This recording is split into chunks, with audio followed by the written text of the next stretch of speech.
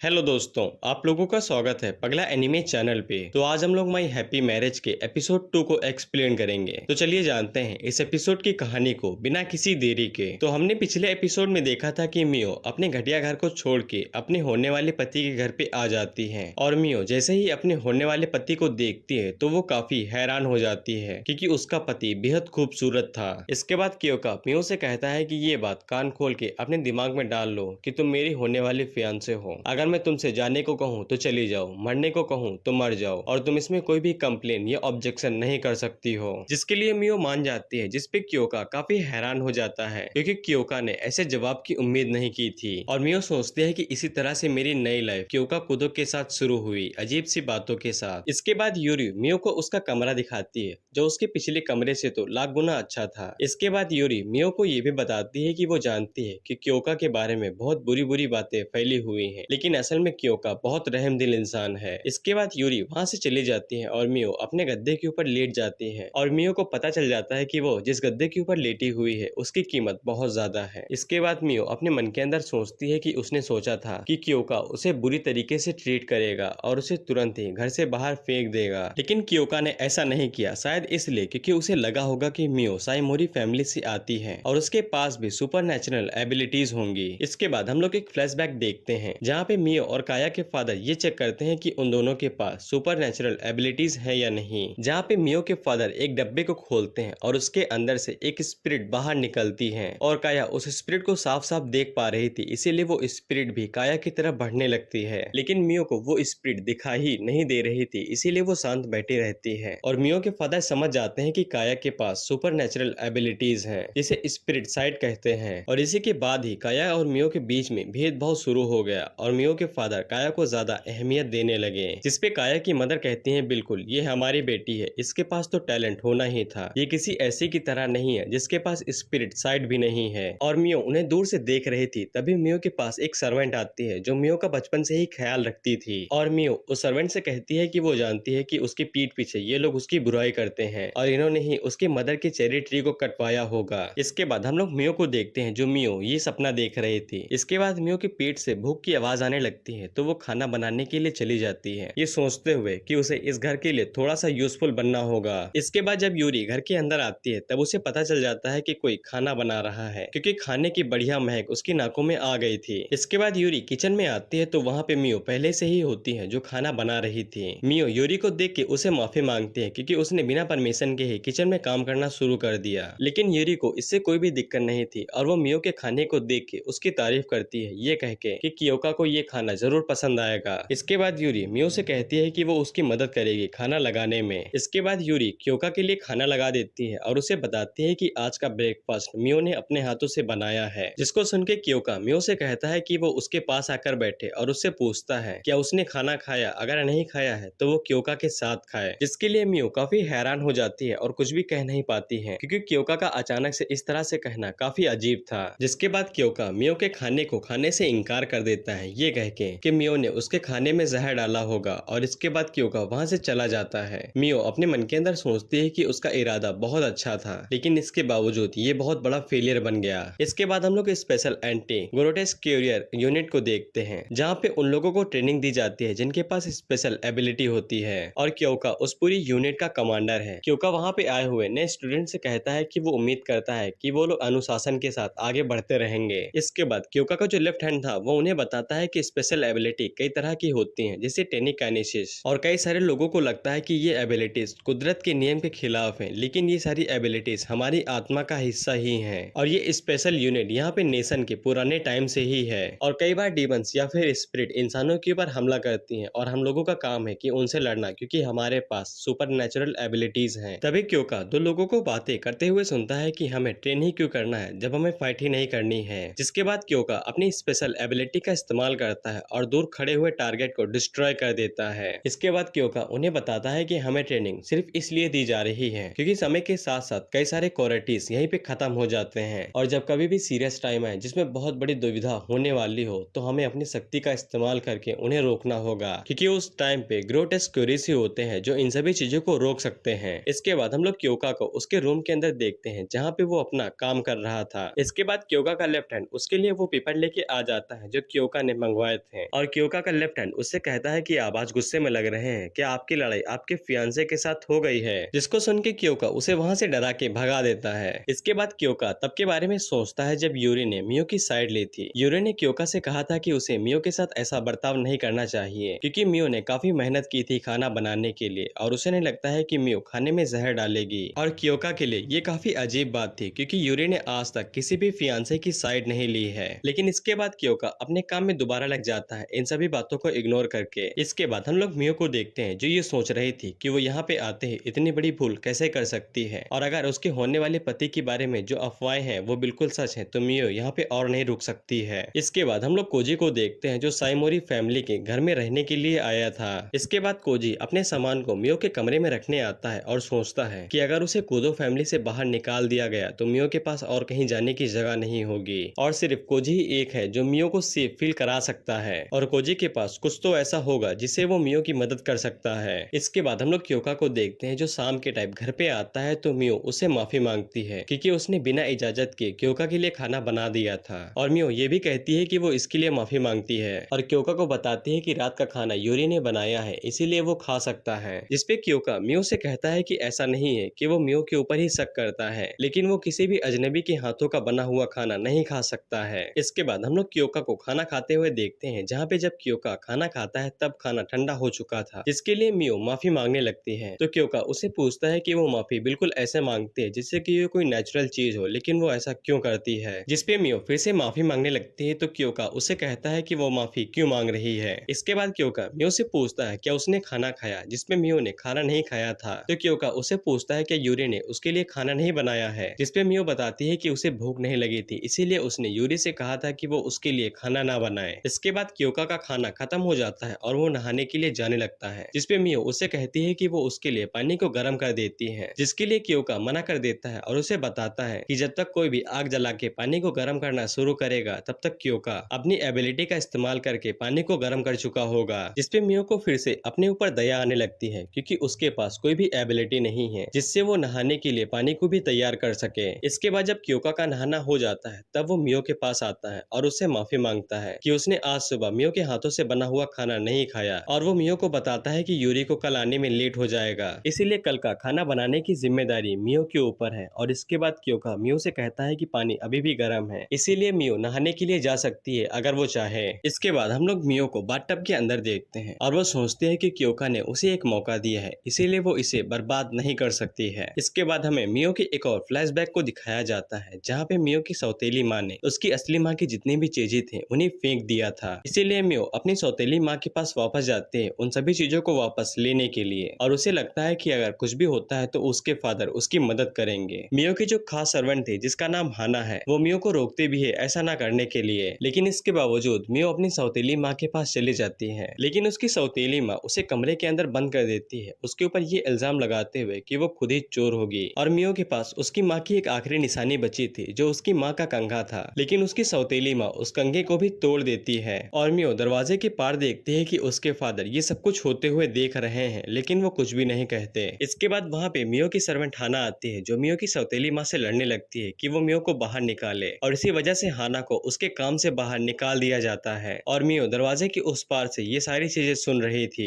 इसके बाद हम लोग मियो को देखते हैं जो दोबारा उड़ जाती है और मियो को ये सारे फ्लैशबैक बुरे सपने की तरह आते हैं। इसके बाद हम लोग देखते हैं कि मियो के पास अभी भी उसकी माँ की आखिरी निशानी है जो वही टूटा हुआ कंघा होता है और मियो सोचते हैं कि हाना अभी कैसा कर रही होगी और मियो यही उम्मीद करती है कि हाना जहाँ भी होगी वो अच्छा कर रही होगी और इसी के बीच में मियो नोटिस करती है कि उसका किमोनो फट गया है। इसके बाद हम लोग मियो को किचन में देखते हैं जहाँ पे वो ब्रेकफास्ट की तैयारी कर रही थी तभी वहाँ पे यूरी आती है और मियो उसे पूछती है आप तो लेट होने वाली थी जिसपे यूरी बताती है कि कल जो भी हुआ उसके चक्कर में उसे जल्दी तो आना ही था। इसके बाद मियो उसे क्योका की कही हुई सारी पते बता देती है तो यूरी सब समझ जाती है और वो मियो को बताती है कि क्योका ने ऐसा इसलिए कहा होगा क्योंकि वो तुम्हारे हाथों से तुम्हारा बना हुआ खाना खाना चाहता है। इसके बाद यूरी मियो का खाना बनाने में मदद करती है और थोड़ी ही देर में खाना बन के रेडी हो जाता है लेकिन मियो को अभी भी शक होता है कि क्योका को उसके हाथों का बना हुआ खाना पसंद आएगा या नहीं। इसके बाद जब क्योका रूम के अंदर आता है तब वहाँ पे मियो और खाना पहले से ही होता है और क्योका खाना शुरू करने से पहले मियो से कहता है कि तुम भी खाना शुरू करो। इसके बाद जब क्योका मियो के हाथों से बना हुआ सूप पीता है तो वो उसे अच्छा लगता है और वो मियो से कहता है कि इसका टेस्ट टेस्ट यूरी के बनाए हुए तरीके से अलग है, लेकिन ये बुरा नहीं है। जिसपे मियो को रोना आ जाता है क्योंकि इतने सालों में पहली बार किसी ने मियो के बनाए गए खाने की तारीफ की थी।